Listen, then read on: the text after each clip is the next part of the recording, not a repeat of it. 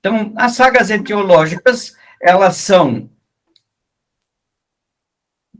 a pesquisa e determinação de causas ou origens de um determinado fenômeno ou comportamento, e ela é uma história ou lenda que busca explicar por que certos fatos são do jeito que são e qual é a origem deles. E nisso nós temos uma série de perguntas que os primeiros capítulos do Gênesis tentam responder. E estas perguntas são: por que o ser humano tem o desejo inesgotável da busca da felicidade?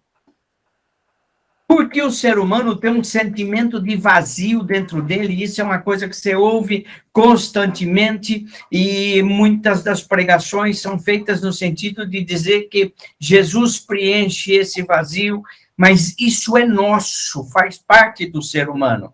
A outra coisa também, a outra pergunta que existe é: por que as serpentes não têm pernas e pés e rastejam? Porque o ser humano é o único animal que se veste. Porque o ser humano é o único que pratica o sexo, o ato sexual reservadamente. Porque os irmãos brigam e se matam. Porque em toda a família tem o estigma e o carisma, que é o caso de Abel e Caim. Por que falamos vários idiomas?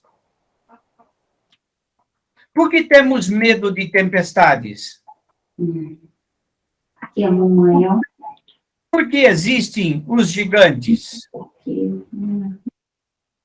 Então, essas perguntas nós estamos fazendo. Por que nós construímos e nos protegemos de todo jeito para não ter algum problema com a vida?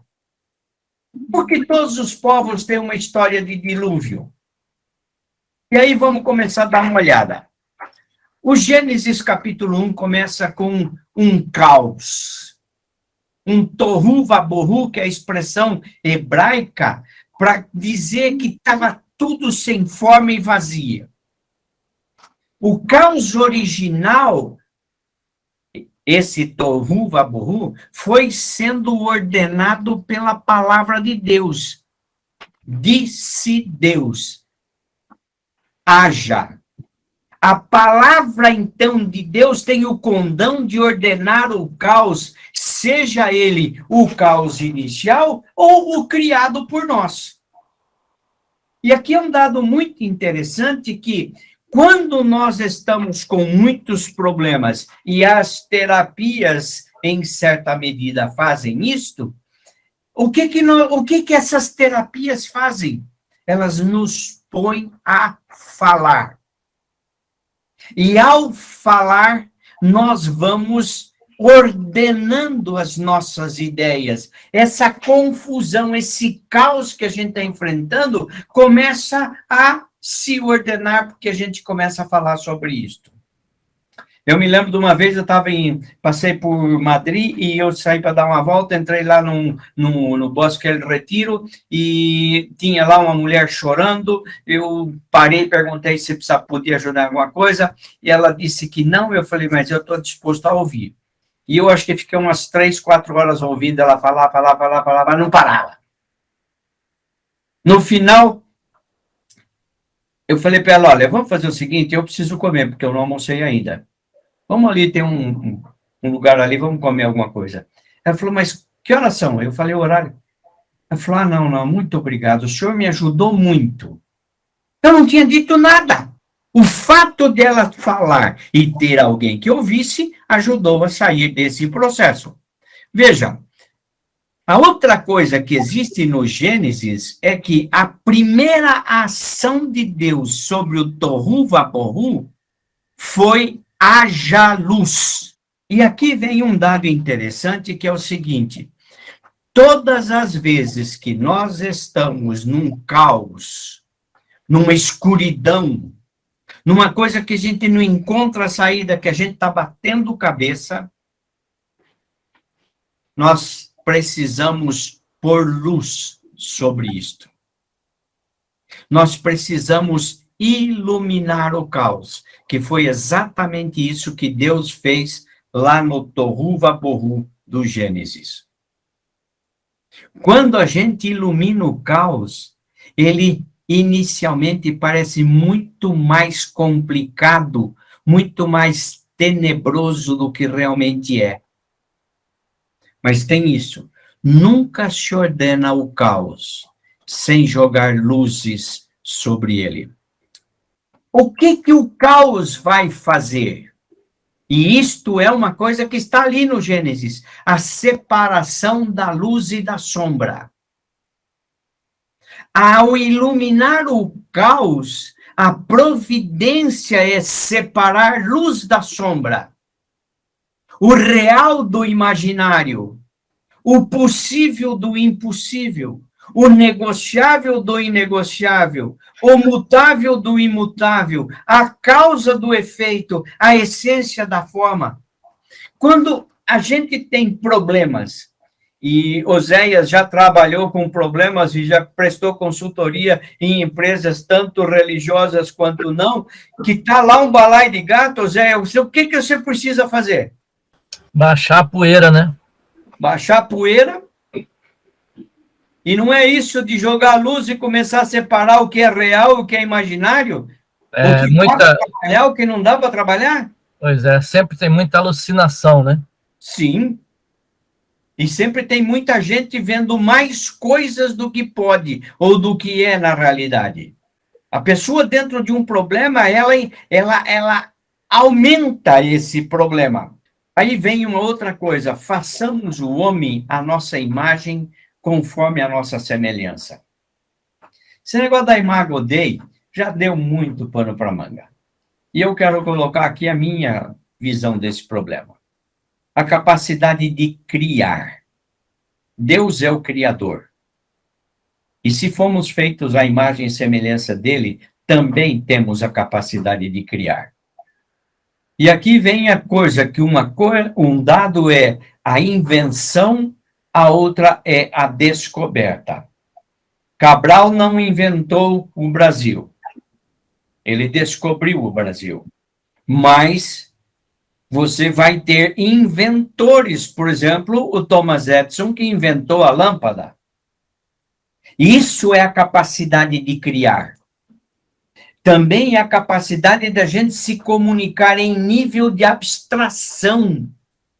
E uma coisa interessante, lendo um livro que eu esqueci agora, eu acho que foi o Yuval Harari, que ele vai dizer que a fofoca foi um grande avanço nas comunicações das comunidades primitivas.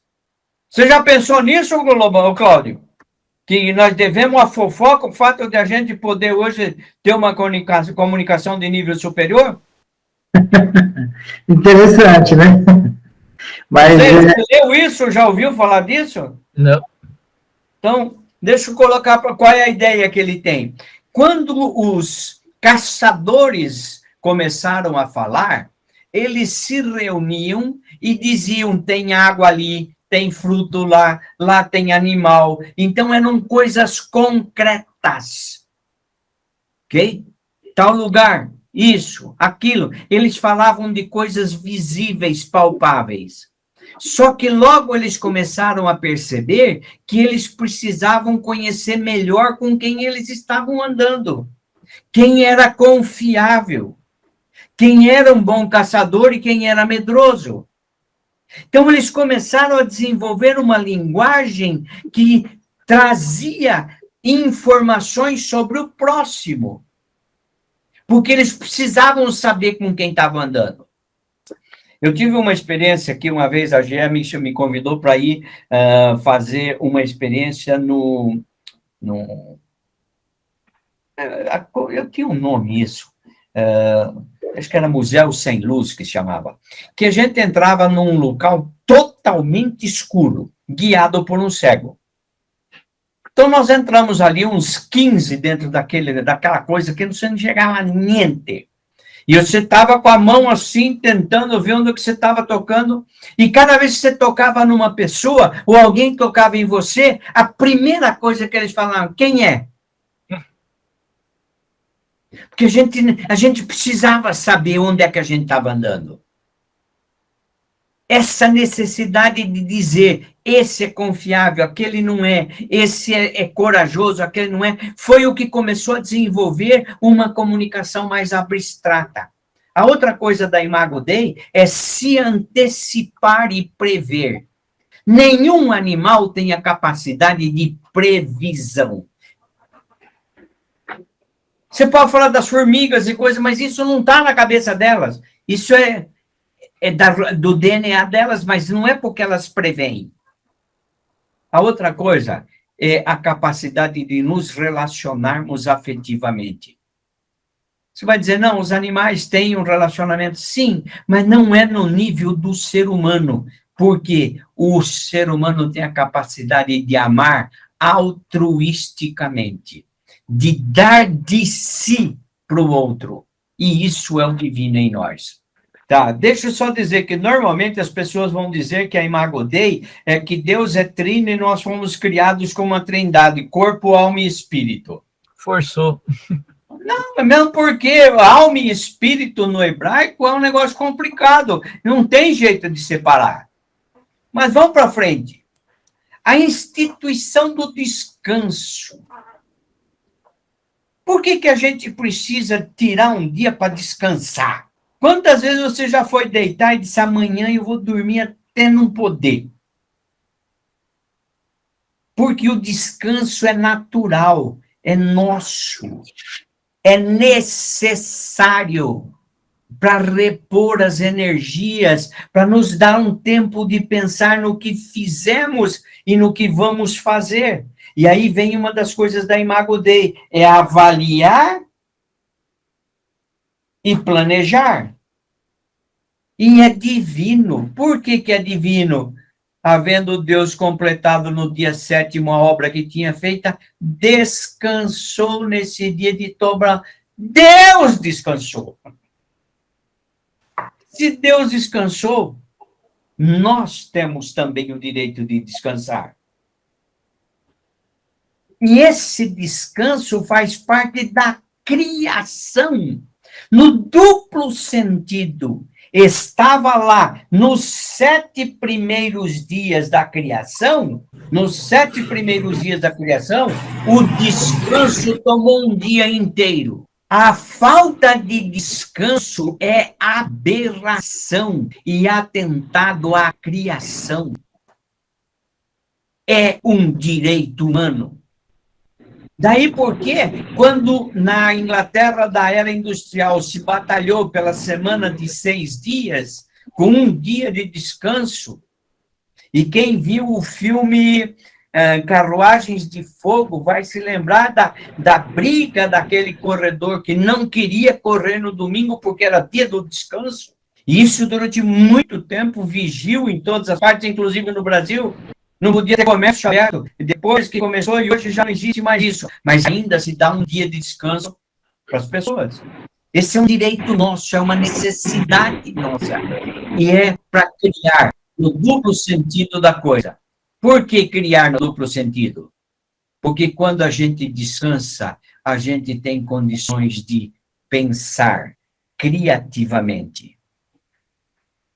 Uma coisa interessante é que foi nas sociedades onde havia mais, vamos dizer assim, dinheiro, que se produziu as maiores obras de arte e as maiores esculturas. Florença, Milão, Veneza, França, porque os criadores precisavam ter, vamos dizer assim, tranquilidade para poder produzir. Só que aí tem uma outra coisa interessante. E eu volto lá à pergunta que nós fizemos no começo. A árvore era do conhecimento, do bem e do mal. Dupla revelação. A pergunta é, Adão não conhecia o bem? A Eva não conhecia o bem? Se essa árvore deu conhecimento do bem e do mal, por que nós só lembramos dessa árvore como sendo a árvore do mal? Se eles não conheciam o bem e o mal, não eram perfeitos. E a criação de Deus ficou faltando alguma coisa. Mas o que eu quero chamar a atenção agora é: todo conhecimento humano tem esta dupla dimensão. Ele pode ser para o bem e ele pode ser para o mal. E aí são inúmeras as descobertas e as invenções humanas. Vamos pegar aqui a do avião, que foi feita para um propósito, e dizem que o Santos Dumont, ele morreu de desgosto por ver o avião dele sendo usado para bombardeios. Aí você tem os caras que trabalharam com energia atômica e depois isso foi transformado em arma de guerra. Todo conhecimento ele pode ser bom ou mal, dependendo do uso que se faça dele. Não há conhecimento sem risco. Um conhecimento isento, sem ideologia. Tudo tem o lado bom e o lado mal. E aqui eu vou fazer uma pergunta para você, Cláudio. A Bíblia, quem conhece a Bíblia? É a Bíblia e o conhecimento dela pode ser para o bem e para o mal? Assim, pastor, voltando na árvore. Voltando aí na árvore, né? Havia duas árvores no jardim, né? Uma que o Senhor queria que ele comesse e outra que não. A árvore do conhecimento do bem e do mal fala de andar pelo certo e o errado. E a árvore do conhecimento, a árvore da vida, andar pelo Espírito. Eu preguei sobre isso essa semana. Que há coisas que o Espírito Santo me restringe, mas já com os irmãos é diferente. Sim. Veja, o que você está dizendo, em certa medida, me diz que o conhecimento bíblico também pode implicar em risco. Você acha que pode, Oséias? Eu acho que pode ser usado para o bem e para o mal, né? A gente tem tanta aberração aí, e olhando para a história, quanta mortandade já aconteceu com base na Bíblia, né? Sim. Nunca. O conhecimento bíblico es una bendición, nunca podría ser una amenaza. Nunca podría tomarlo como una amenaza, sino como un privilegio. Sí, y cuando Pablo dice que nosotros somos el buen perfume y también el veneno. Un buen perfume para los que se salvan y veneno para los que se pierden. Todos os dias e a todo instante estamos a decidir entre a vida e a morte. Todas as decisões nossas, elas são para a vida ou para a morte, para o conhecimento do bem ou do mal. Toda decisão nos coloca diante da vida e da morte. Então, qualquer coisa que você vai decidir, pergunta isso. Isso é uma decisão para a vida ou isto é uma decisão para a morte? Vejam, eu vou comprar uma coisa. Saí hoje para comprar no supermercado. Eu fiquei olhando muitos velhinhos ali, olhando para o preço das coisas e assustados com o preço das coisas. Ele tinha duas opções: comprar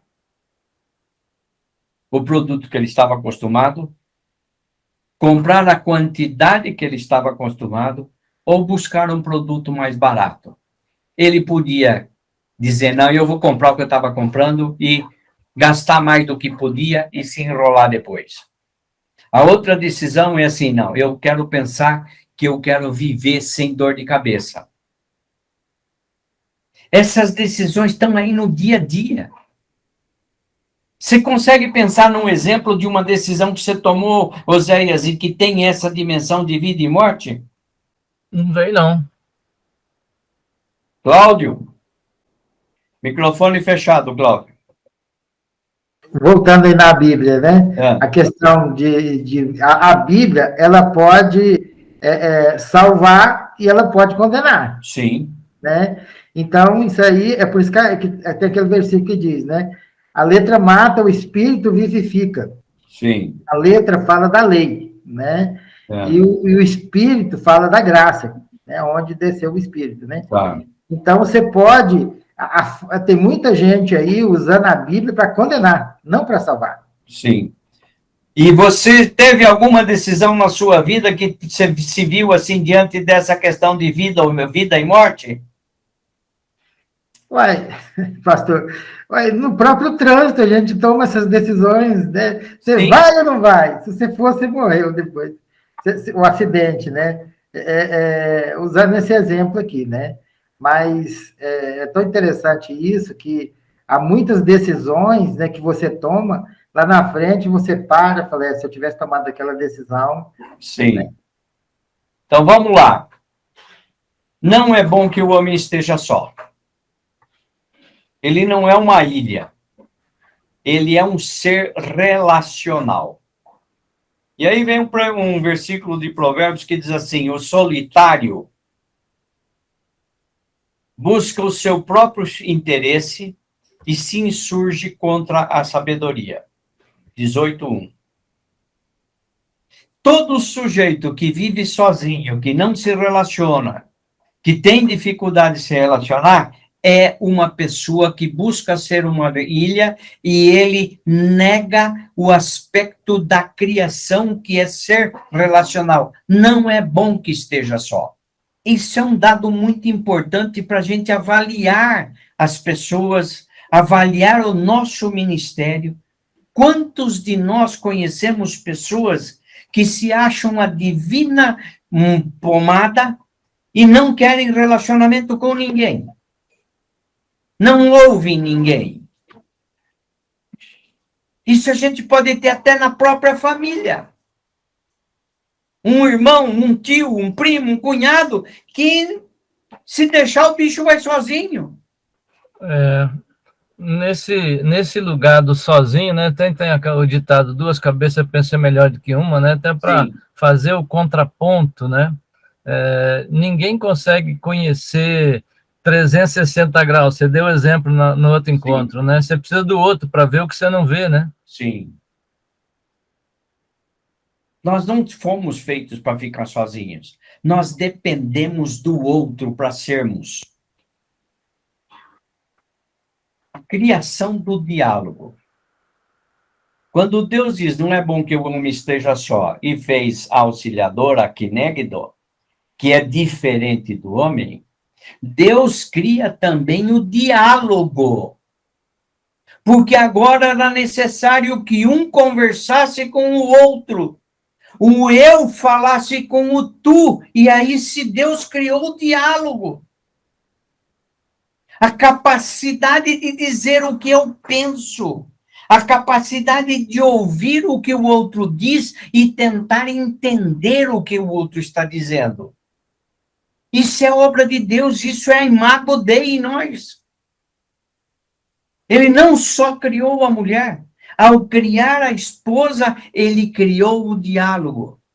Mas o grande problema é quando, no relacionamento familiar, o diálogo vira uma diátribe, vira discussão, vira ponto de fusão. Eu e o tu é o relacionamento que foi dado. E como eu já disse, eu preciso do tu para saber quem eu sou. O eu e o tu é um encontro. E esse encontro é sempre um encontro com o diferente. Nunca eu vou encontrar alguém que seja igual a mim. Eu sempre vou ter que ter uma taxa de compreensão do outro na diferença.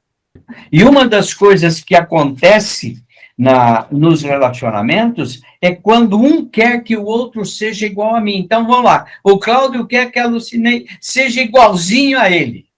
Quando eu exijo que a esposa seja igual a mim, eu estou pedindo que ela seja um homem. Porque para pensar como eu penso, não pode ser uma mulher. A mesma coisa, a mulher, se ela exige que eu seja igual a ela, está pedindo que eu seja diferente do homem que eu sou. Então, vamos pegar um pouquinho mais aqui.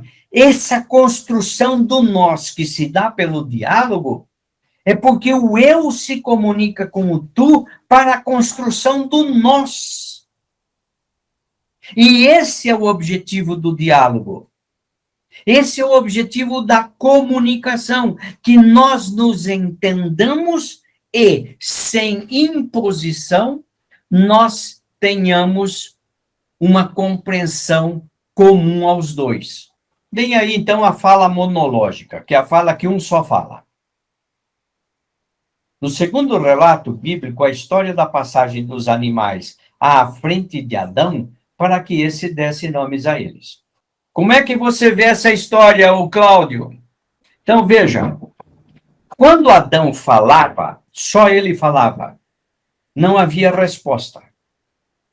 E se não há resposta, essa fala é monológica.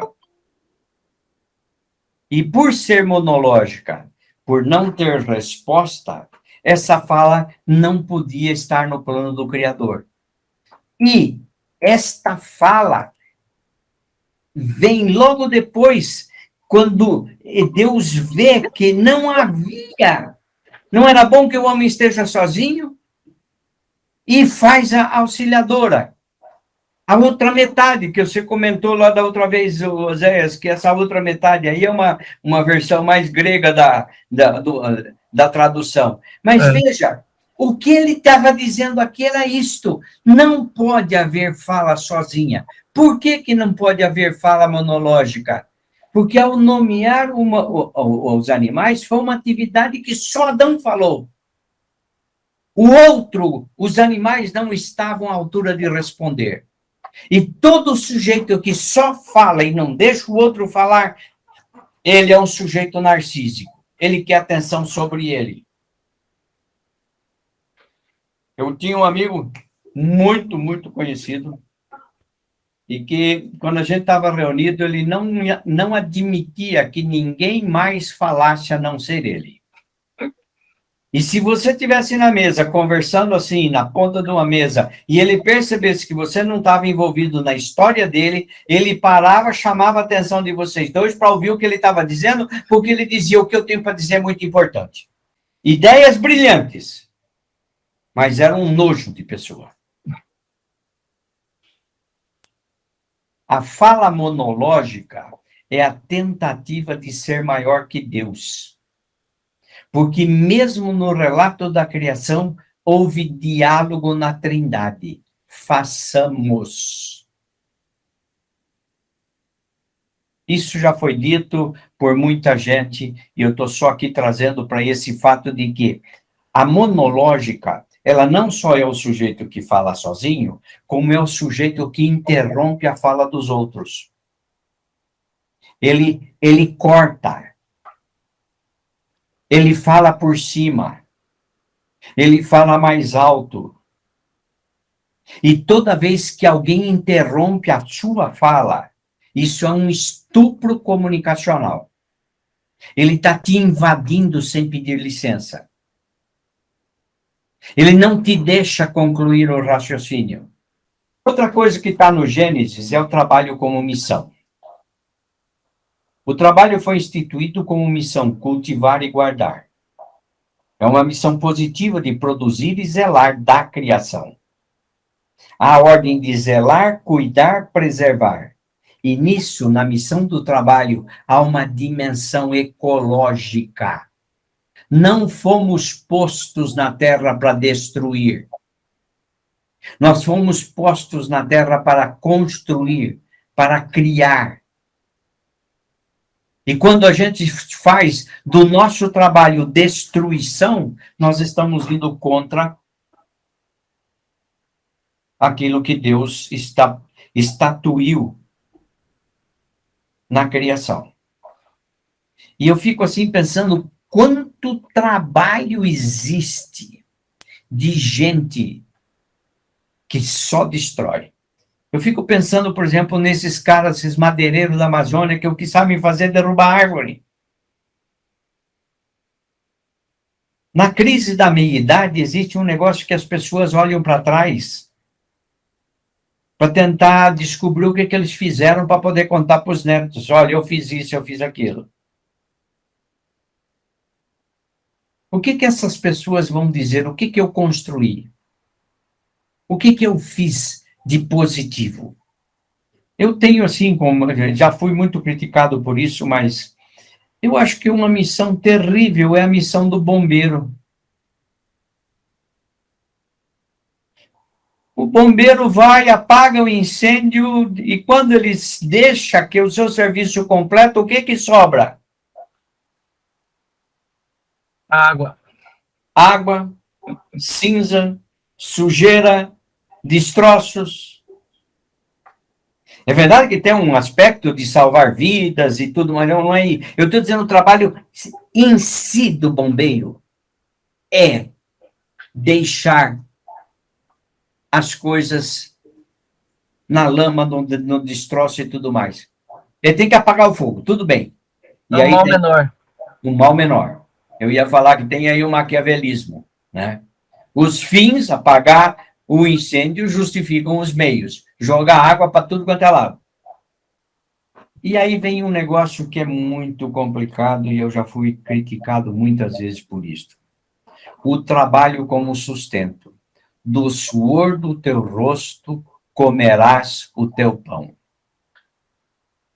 Em uma sociedade onde muitos trabalhavam e poucos viviam às custas do trabalho dos outros, reis, soldados, burocratas, religiosos.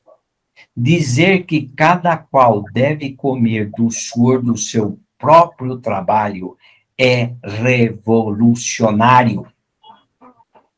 Eu estava lendo há pouco tempo um livro do Jared Diamond, Guerras, Germes e Aço.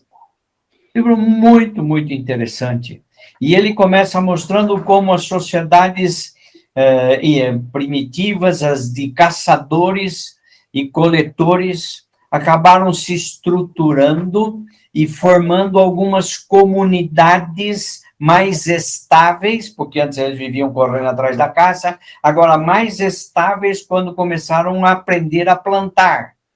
À medida que fizeram isto, e tinham um local para ficar, aquela propriedade precisava ser preservada, porque outros podiam chegar e estragar todo o trabalho que eles tinham feito. Para preservar isso que começou a se ter, vamos dizer assim, pessoas encarregadas da proteção. Só que essas pessoas não estavam trabalhando no campo. Elas dependiam do que os outros produziam do campo. Então, se eu precisasse trabalhar e para produzir 2 quilos de mantimento por dia para minha família, agora eu tinha que produzir 2,1 kg, 2,2 kg, porque eu tinha que ajudar a sustentar um soldado. E isso é o imposto de hoje em dia. Só que o que irrita nesse processo é que os impostos que nós temos hoje é para sustentar um bando de gente que não está produzindo nem o que se espera deles. Que é uma segurança jurídica, que são leis justas, que é um governo que possa decidir coisas que são prementes na situação. Nós pagamos impostos absurdos. E o Cláudio está lá conosco na batalha lá com a prefeitura de Rio Verde, porque a propriedade lá onde está o templo, a prefeitura, eu tenho que provar para a prefeitura que lá é um templo. E que lá é usado como templo, que senão o direito constitucional de isenção de impostos eles não me dão. Agora, para eu fazer isso, eu tenho que pagar uma taxa que é quase igual ao IPTU do ano. Eles vão me dar isenção, mas me cobraram taxas para fazer isso. Aqui vem um outro dado que é o sistema capitalista. O que é investimento? Investimento é pegar o que eu tenho, pôr em algum lugar, para que outros peguem esse dinheiro e depois me devolvam mais do que eu tinha. E, nesse sentido, o investimento é uma forma de comer do suor do outro. Vamos pegar aqui no Brasil endividado. Quantos estão pegando créditos consignados ou pegando créditos com financeiras? Eu boto dinheiro numa dessas financeiras para investimento. Depois eu recebo aí 2% de juro nisso aí. Quem pagou isso? O pobre do coitado que teve que fazer. Eu, particularmente, tenho minhas dificuldades com isso. Outra coisa que o Gênesis faz é instituir a monogamia. Vamos pensar que, depois de Salomão, ou com Salomão, a poligamia se generalizou. Um homem tinha quantas mulheres quisesse. Há todo um aspecto cultural, um aspecto social, de dar acolhida a quem não tinha e tudo mais. Mas nesse contexto de poligamia, que o Gênesis venha e apresente um casal monogâmico, que Noé era monogâmico, que os 3 filhos de Noé eram monogâmicos. Era um libelo, era revolucionário, porque eles estavam dizendo a poligamia não é um padrão que possa construir sociedades estáveis. Tá? Então, essa situação é uma situação que o Gênesis vai bater de frente.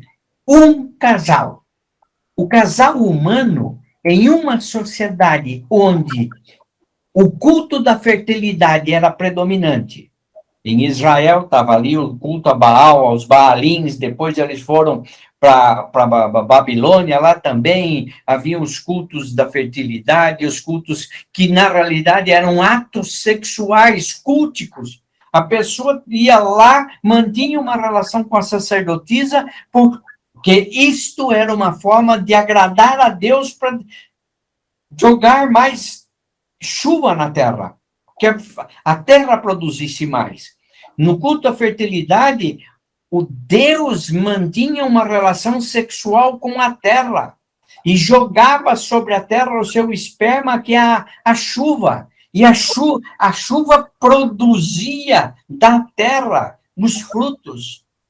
Nessa sociedade, os cultos também eram feitos nos relacionamentos com animais. E quando o Gênesis diz, não há entre os animais um que seja companhia, e coloca a mulher como companhia do homem, isso é revolucionário. E vou dizer uma coisa aqui que é muito arriscada dizer. Eu tenho minhas dificuldades com as pessoas que têm animais de estimação e chamam de meu filhinho, meu não sei o que, coisa e tal, e especialmente os solteiros que casaram com um animal desses. Não creio que esse seja o padrão bíblico. E está aí no Gênesis. Outra coisa, a dor do parto. Multiplicarei grandemente a dor na tua conceição, em dor darás à luz a muitos filhos. Isso não é uma dor só feminina, ela também é masculina. E o parto não é um dia que a mulher tem dor. Eu me lembro que nós estávamos a casar minha filha e ela ia ter o neném no outro dia. E a minha esposa virou para ela e falou assim, filha, durma bem. Durma a noite todinha, porque vai ser a última vez que você vai dormir uma noite inteira. Até hoje. Tenho filha que fez 47 anos de idade agora. Cada pouco nós estamos querendo saber se tá, não sei o que, coisa e tal. A gente sofre aqui com ela. Se preocupa. Com os outros filhos. E veja só o seguinte. O suor é um castigo geral, porque a mulher também sua ao trabalhar. E a dor do parto no homem é a dor do sustento. Se a mulher dava à luz, o homem devia prover. Isso numa visão, estou dizendo assim, hierarquizada e segmentada do Antigo Testamento, o homem deveria prover o sustento. E esse sustento era todo dia ter que levar alimento para casa. Oséias, quantas vezes você esquentou a cabeça tentando, falar, como é que eu vou pôr, como é que eu vou chegar no final do mês? Todo mês. Todo mês. E você, Cláudio? Também. Não é isso uma dor do parto? De manter os filhos vivos? Esse é o pós-parto. Sim. Por isso, eu tenho minha dificuldade com essa expressão, Oséias, pós-parto. Porque é o parto contínuo. O parto começa num determinado momento e ele se arrasta para o resto da vida. Eu vi isso no meu sogro de 97 anos, que estava preocupado com as filhas. Eu vi isso no meu pai, eu vi isso na minha mãe, eu vejo isso em mim, com meus filhos e com os meus netos. E eu tinha 3, hoje eu tenho 8 para esquentar a cabeça. Porque os netos também. Então, essa dor do parto no homem é a dor do prover o sustento, que também, por incrível que pareça, na nossa sociedade, nós dividimos isto. A mulher também hoje é responsável pelo sustento. E isso é uma dor contínua. Cardos e abrolhos no trabalho.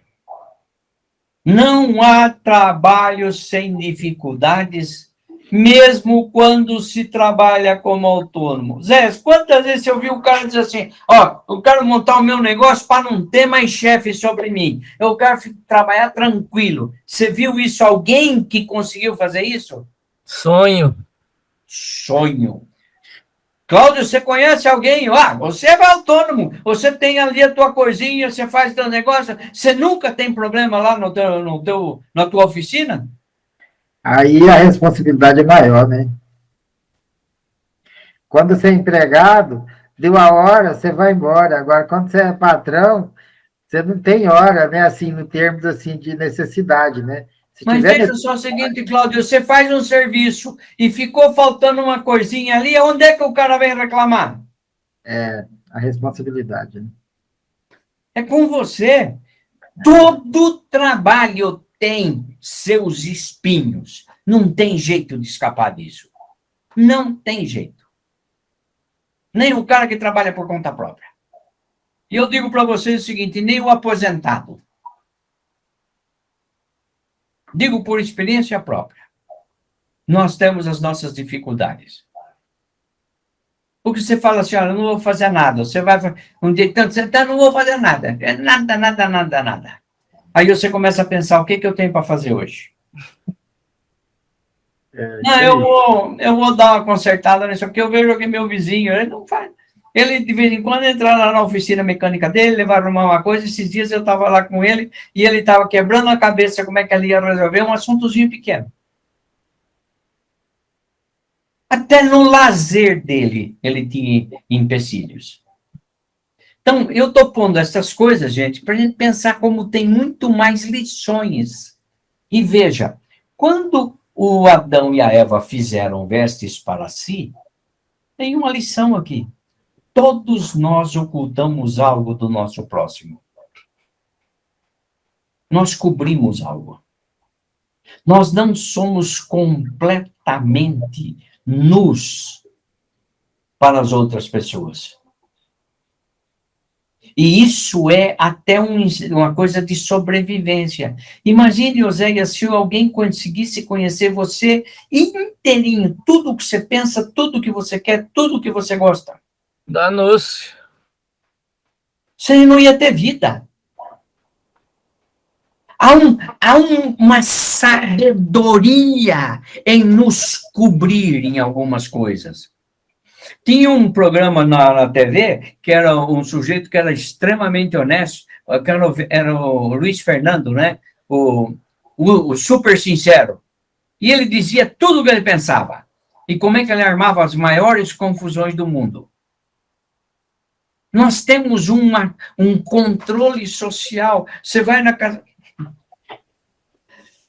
A gente vai na casa de alguém, serve uma comida que era Você vai dizer, nossa, que comida horrorosa, santo. Você vai poder dizer isso? Melhor não. Você vê uma criança no colo de uma pessoa que ela é horrorosa. Você vai dizer, mas que criança feia, onde é que você arrumou isso? Não vai dizer. No máximo, você vai dizer, sorridente, que cabelinho. Você vai arrumar uma coisa, mas você não vai dizer o que você está pensando. Isso é a veste que nós usamos, porque nós não podemos estar nus para os outros.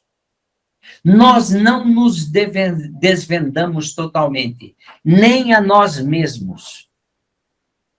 Eu peguei isso aqui lendo Michel Foucault, quando ele diz assim, que há coisas que nós não temos coragem de dizer para nós mesmos. Você sabe que é assim. Você nunca vai dizer isso. E daí vem uma coisa, Zé, que você sabe disso, você trabalha com MBTI e algumas coisas assim. Todo sujeito se considera bem melhor do que os outros acham que ele é. É ou não é? É. Você faz uma avaliação de 360, você pergunta para ele, que nota você acha que eu tirei? Eu devo ter tirado uns 8,5, 9. Ele não vai falar o que ele realmente pensa, que ele vai dizer, eu mereço 10. Porque aí também, né?